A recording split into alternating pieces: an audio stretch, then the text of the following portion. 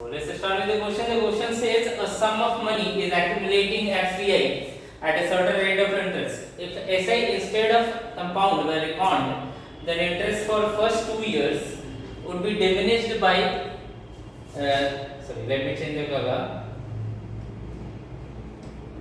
Diminished by 20 rupees, and that for first 3 years by rupees 61. I forgot to mention rupees. What is the sum they have asked you? Okay, so CI for 2 years minus SI for 2 years will give you. It means that only that CI for 2 years and SI for 2 years. If CI is diminished by 20 rupees on over what? Over SI for 2 years. That is nothing but it is rupees 20. Okay, and in the same manner, the second statement says SI for 3 years minus CI for 3 years minus SI for 3 years, that will give you rupees 61 according to the question. Now see, the difference for 2 years, this is the difference, right? Let's assume D. So difference for 2 years is this one. I just don't remember whether I have mentioned this formula or not earlier. Did I mention? No. So difference for 2 years is nothing but D is equals to P times of R by 100 whole square, the one that I have written over there. Okay, difference is already here having, that is nothing but 20 rupees. P times of R by 100 whole square will remain as it is. Okay, understood? Now the second statement, 61 rupees would be equivalent to this one. Okay, that is nothing but PR square times of 300 plus R whole divided by 100 cube. From where we are getting this formula, these two formula?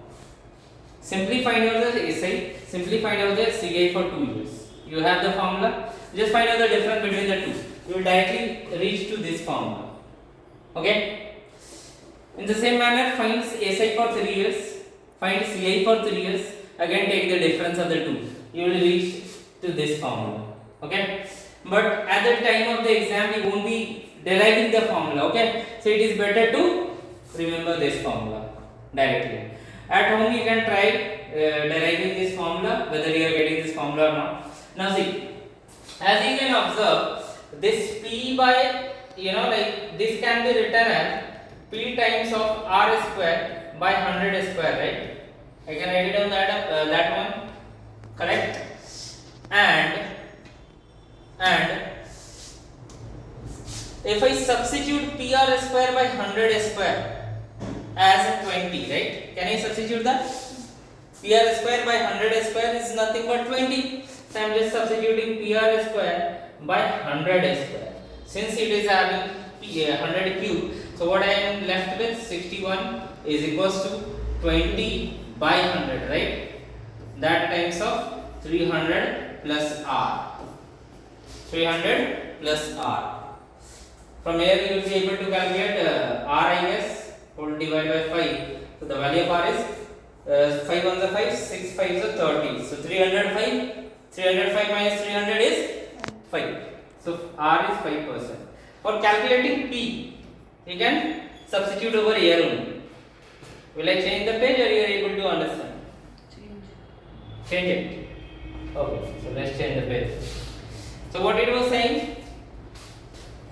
So I got that value, the value of R. Let's substitute over there. So PR square, that is nothing but 5 square, right? Whole divided by 100 square, correct? 100 square, and that is equals to how much? 20 rupees. Substitute it as a 20. From there, just calculate the value of P. How much we are getting? 25 4s are. Okay, so this is 400. 400 into 20, that will give you 8,000. The correct answer is, I hope you have understood. Okay, so that is our final answer. Please copy down this one. Thank you.